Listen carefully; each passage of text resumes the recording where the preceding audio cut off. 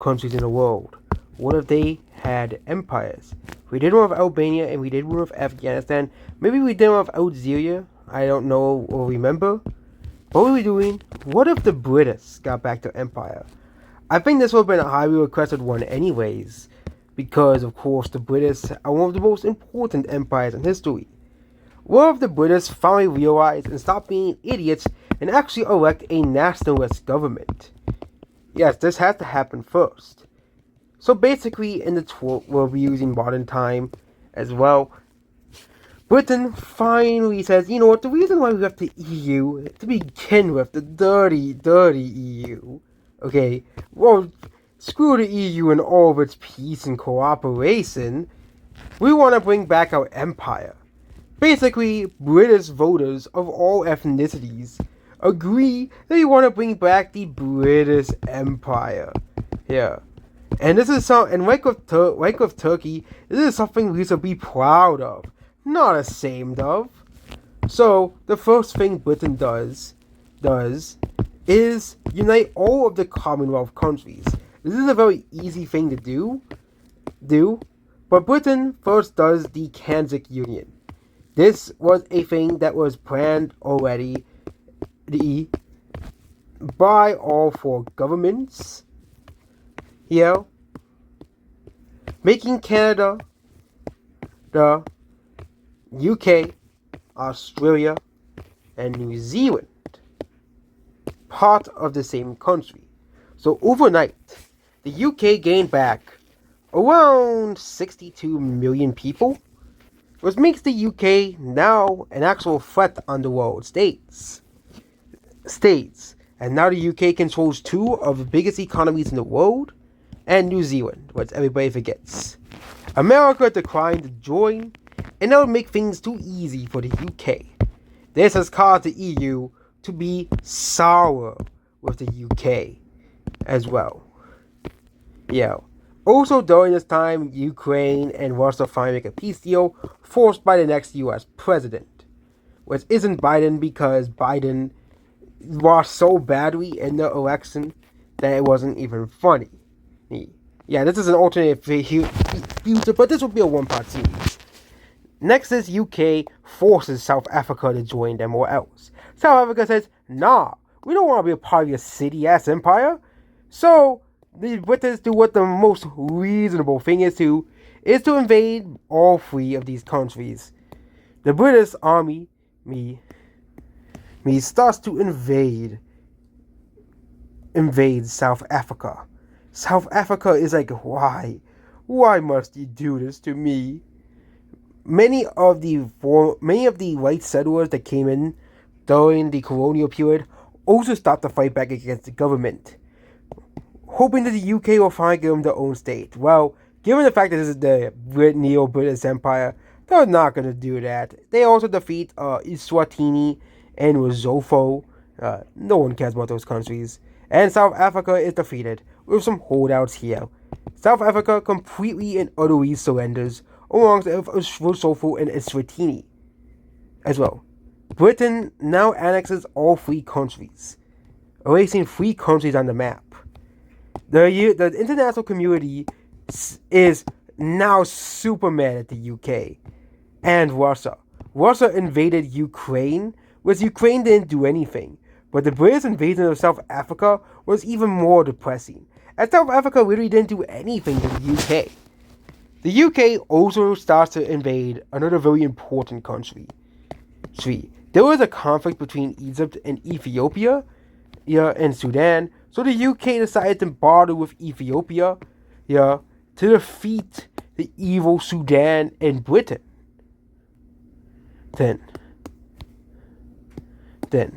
the UK starts to invade Egypt, and they basically block off Egypt from having anything. Also, because of the dam in Ethiopia starts to expand massively in this war. Yeah.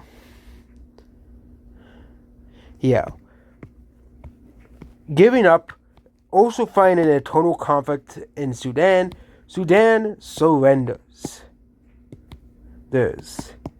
Now it's just with Ethiopia. Yeah. Now it's with Egypt. The Sinai is taken and most of the area where everybody lives is taken and Egypt surrenders. This causes Britain to finally take over back Egypt as well. Well, the new borders have been decided. UK will be getting all the useful land from Egypt as well. Yeah. Here with Ethiopia helping, Ethiopia does get some land out of this agreement as well, including all of Eritrea. Yeah. Sudan also splits into several countries here as well. And also is now become a landlocked. All of them are now landlocked. And don't have any access to the sea. We'll be using this dark blue now. No, we'll be using the color red to represent the British Empire. So, basically what now does the British Empire do? They are now an actual country to be concerned about on the world stage. Also, the British government has managed to raise the birth rate to 3, which means the UK will not collapse anytime soon, unlike most of Europe, where its birth rate is only around 1. Which means the UK is thriving, unlike Europe as well. Yeah. The UK also enters in an alliance with Russia and Ethiopia, as Russia aided the UK financially, and Ethiopia also helped militarily with the UK's invasion of Egypt, and Russia aided both of them. This causes the new axis to form, with Ethiopia, wanting to be the largest and most important country in Africa, Russia wanting back its former glory like the UK, and a fourth member might join in the future. The UK now continues its crusade in Africa. These British puppet states, besides the independent state of the four here, will also be using orange to refer to as British allies here. So yeah, we'll have a separate puppet mode. The 4 is an independent state, basically because the British felt sad for the genocide in the 4. So basically the 4 is now an independent state. Also, it's still economically tied to the UK as well. Both Ethiopia, along with the UK, decided to get rid of Somalia. They're sick of Somalia's existence overall and start to invade Somalia's worthless existence. No one bats an eye because Somalia is that weak that surrenders within a week.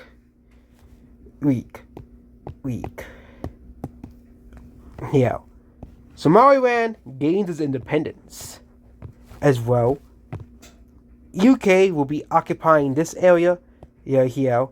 A small independent Somali state will be here to split it up as well, and the UK will gain this area here.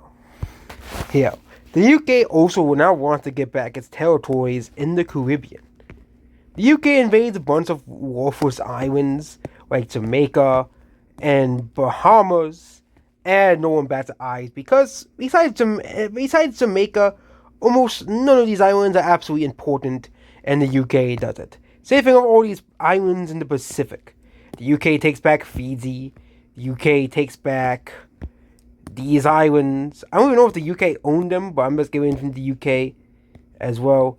And now we're going to talk about the big one, Papua New Guinea as well. Papua New Guinea loved being an independent country, but not anymore. The British invade Papua New Guinea, also Bougainville as well. Bougainville surrenders very quickly, despite being the newest independent country. Yeah, Bougainville existed for like a year, and now is part of British Empire again. The UK also starts to invade these islands here, and also starts to invade this part of Papua New Guinea here, and defeats the country almost instantly. Papua New Guinea is now a part of the British Empire again, which means They no longer exist as a country as well. The British Empire has basically quadrupled in size in the past couple of years. Now the UK wants to invade Zimbabwe. Zimbabwe is a completely worthless country, that has hyperinflation and weird scam artists, so it was a very easy invasion as well. No one will miss Zimbabwe, which was a failed state. Zimbabwe is now annexed into the Neo-British Empire. Yeah. And the British Empire now exists again. The world starts putting sanctions on the British Empire, simply because they're taking out all of these quote-unquote innocent countries. There's another civil war in the Middle. There's another war in the Middle East. So the British do the British solution.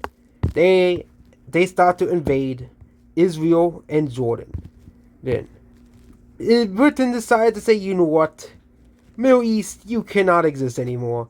And British basically creating their own version of the Middle East. Israel and Palestine, well, that's no more. It's British now.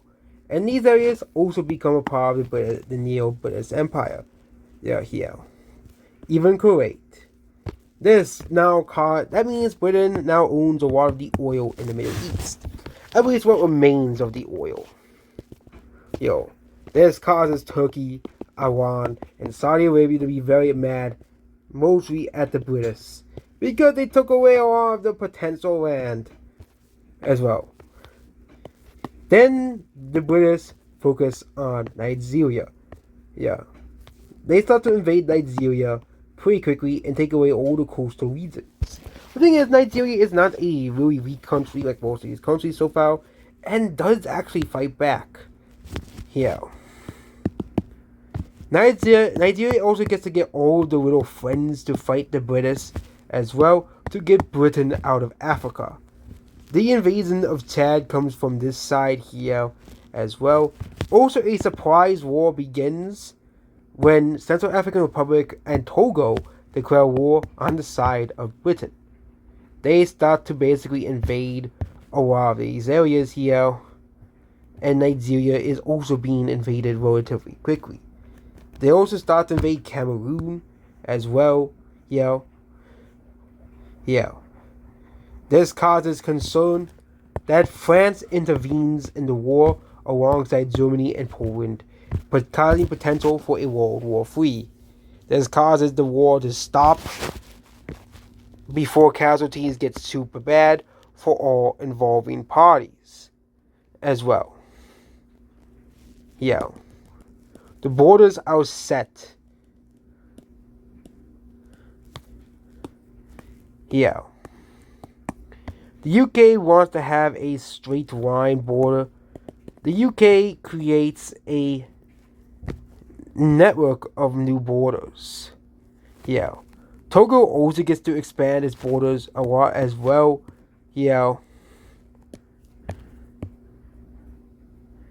And gets to have more land. The UK, however, takes a lot of this area, and Central African Republic now is declared the Central African Empire, alongside of Togo.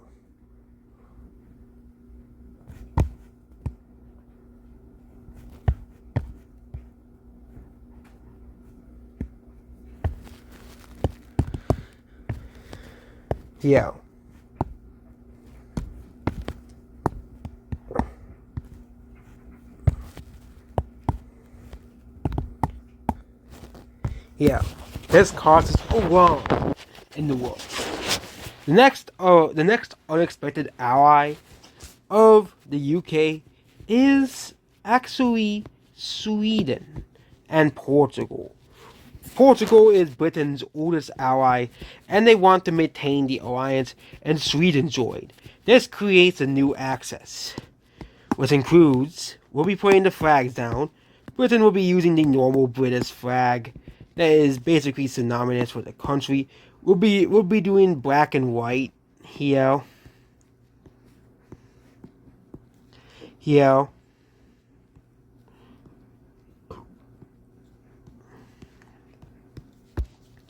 We have Sweden here, and Portugal, which I suck at drawing Portugal's flag.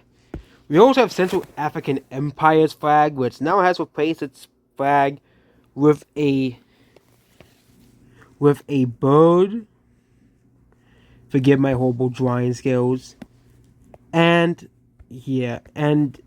basically it's similar to Pakistan's flag.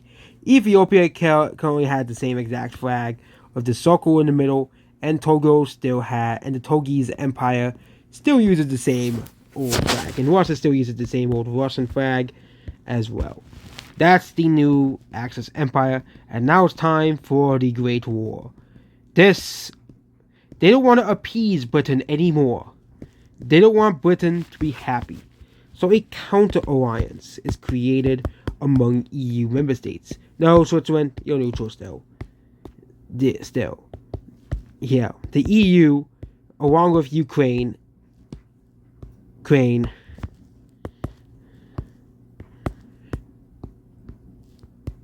here, also Belarus and Azerbaijan joined the alliance as well.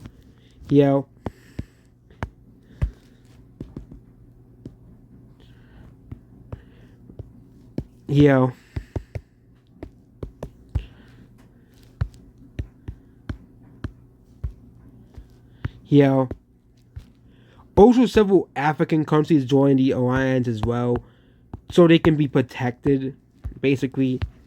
Alongside Haiti, for some weird reason, joins this weird alliance. The USA does not join the alliance as well, to make the video more interesting. And Norway doesn't join this alliance either. Yeah. Ireland, however, joins this alliance in hopes of taking back Northern Ireland as well. Also, the Central African Union is created. This is basically to combat the UK's expansionist ideology, as most of these countries besides DRC are former British colonies. Britain, however, does invade and take out Mozambique and these countries here: Zambia, Mozambique, and Malawi. This was taken out with very little effort whatsoever, as well. And countries like Botswana create a treaty to make sure the British never invade them, alongside with South Sudan and the Somali states. Somaliland also joins British's alliance as well, alongside Iran as well, as Iran can finally get revenge on Turkey and Saudi Arabia as well, which also joins the alliance alongside of the Arab Gulf states. The invasion, then there's the invasion that's the tipping point. What will be the invasion that's the tipping point? Well, it is the invasion of South Sudan. No, wait, not that one. It is the invasion of Iceland, of all places. The British invade Iceland. Iceland joins the alliance, causing the war. Iceland is invaded by the British. This causes Iceland to surrender as they have no army. Britain starts to invade Ireland as well. Britain gives the signal to its allies to start the war. This causes Portugal, Sweden, and Russia, and Belarus to join the war, alongside of Iran, Ethiopia, Azerbaijan, then Somaliland, Central African Empire, and Togo Empire. Also, the British puppet states are dragged into the war fully, alongside of Somalia for extra manpower as well, and also Northern Sad, which also is dragged in because that's a British puppet state. Niger is invaded. Most of the populated areas of Niger are invaded relatively quickly. Libya is invaded by British Egypt as well. Saudi Arabia does not have any Iraq or any buffer against them. Iran, alongside with the UK, are able to defeat Saudi Arabia relatively quickly. The Turks are pushed back in this battle, basically here. Here.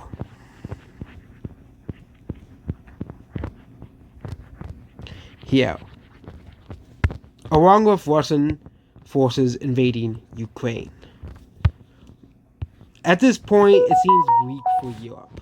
Finland is taken out by both sides, and many countries have even flipped sides, like Albania, Greece, and Macedonia, alongside Mauritania, and Yemen, which was taken over by the Houthis, and the Netherlands, all countries seeking their survival. At this point, it's very hopeless for Europe. Yes, there are more. It's mostly the more populated countries, but European Union does not survive. Africa, the battle is mostly hopeless, as most of these countries are now defeated, as well, and are now basically mostly losing in the war effort. The USA does not intervene because the new president, whoever it is, says, I don't want to do anything. So it causes basically a massive loss.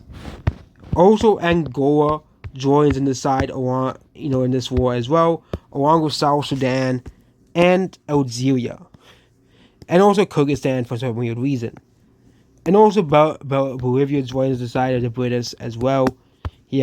This causes British to basically take over a lot of these areas here. And things are not looking too great for Europe and European unity. As well, Saudi Arabia, Central Africa, and Oman surrender alongside of Italy, and now does Spain. Spain doesn't know what to do. They're literally fighting an entire, front, and Spain is defeated. This causes the final peace treaty to be made with the British and the world.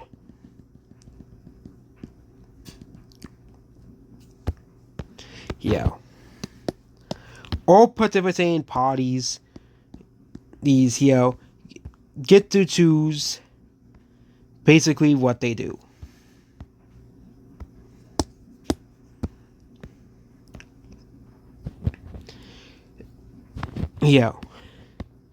Another one just wants to survive as a country, so they don't want anything.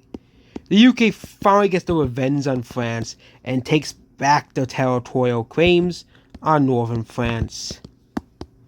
Netherlands will finally be left alone as a peaceful country. Same thing with these countries down here. Azerbaijan gets nothing out of it, along with Iran gives Kurdistan independence to troll Turkey, which the Turks do not like. UK also gives some land to Turkey back to Britain. This causes the Turks to be really, really angry about this. The UK also gains all of this land as well, controlling the entire Arabian Peninsula. Iran, however, does get the UAE and Qatar. So Iran gets something out of this arrangement. The UK and Ethiopia meet up at this border here. Ethiopia gets a lot of Kenya here. Central African Empire and Angola and the UK split up the DRC, or former DRC, as well, which means Cabinda is no longer separated from the rest of Angola. I think that's what the place's name is called. Giving British full control over these areas here. Ethiopia also annexes this area here and annexes North Congo.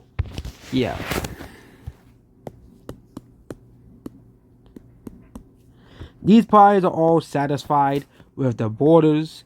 The British puppet states don't get anything. The rest of France and Italy will be puppet states of the UK. Meanwhile, the UK will get Sicily as well. Spain will be divided up. Catalonia will gain its independence, and Galicia and the Basques will finally gain their independence as well. Portugal does not want any land out of this, and the UK takes out a lot of this area. Yeah, Spain is now a rump state as well. Greece also finally regains back this area, and yeah, it has been renamed back to Constantinople. Also, Turkey is going to take a long reconquista and basically kick out the Turks out of Istanbul, or now Constantinople. Turkey is now a rump state as well. Also, to compensate for the Armenian genocide, Armenia, despite not being a part of the treaty, does get this area here. Here. Now let's get to North Africa.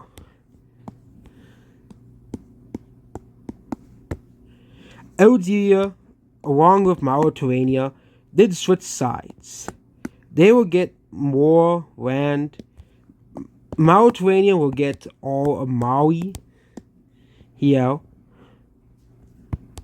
The British will get Ivory Coast, and Togo will get these lands as well. Well, Togo and Mauritania are pretty happy with their borders as well. Northern Chad is thus a British puppet state and can't really do anything about what's happening. Northern Niger is split up between a British puppet state and an Algerian puppet state. Algeria creates a satellite state in Libya. Britain controls northern Libya.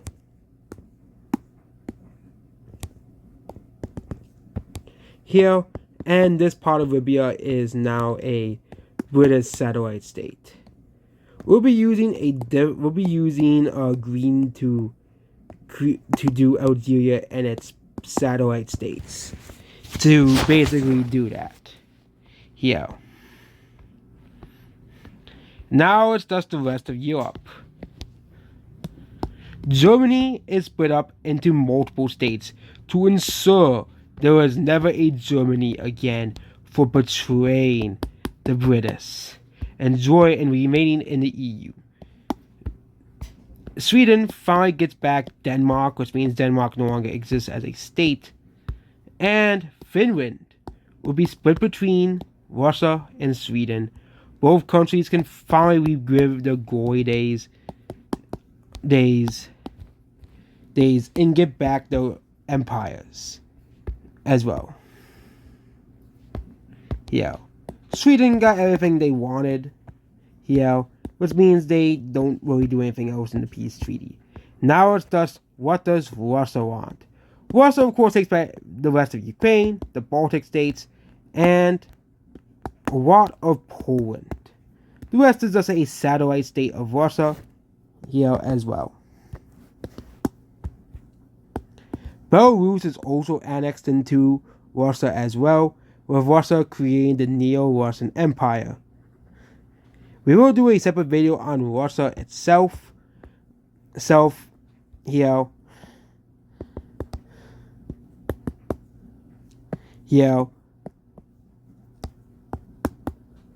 but Russia, so we'll be using this golden color for Russia.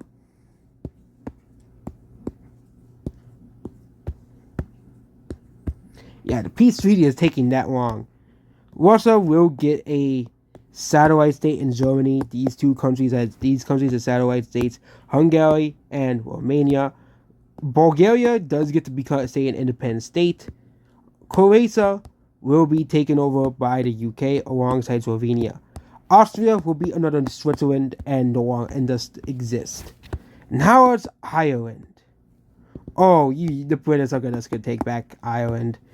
Too bad, Ireland. Your independence, you fought a war for independence, but now you're back under the British boot again, as well. Now the world has been in chaos once again. The British now rule the world once again.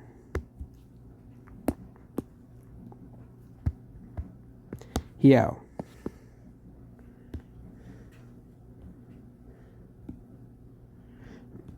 Here. But they do have one adversary they have to still worry about. The United States. No, we will not be making this into a two-parter. Here, as basically it starts a second Cold War between the USA, and US friendly countries. Trees.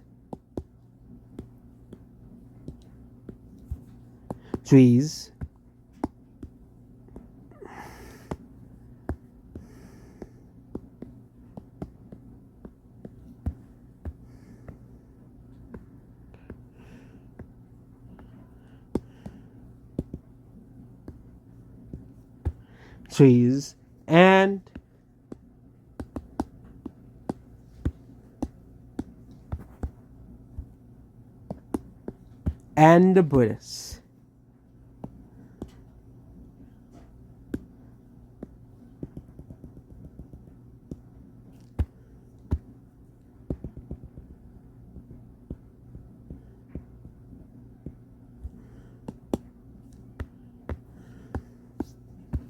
So that's if the British gain back their empire here, which makes the world have three global powers: the United States of America, Russia, and the British themselves.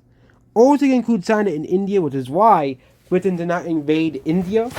It is because India is too powerful now for the British to invade. Literally, India is too strong of a country for Britain to invade. They really have to nuke India into oblivion for them to defeat. They might defeat Pakistan, but again, gotta realize that Pakistan is still a nuclear power. And also in World War III, no nukes were used, obviously. See, as well, because France, of course, has nukes, and Britain, of course, has nukes as well.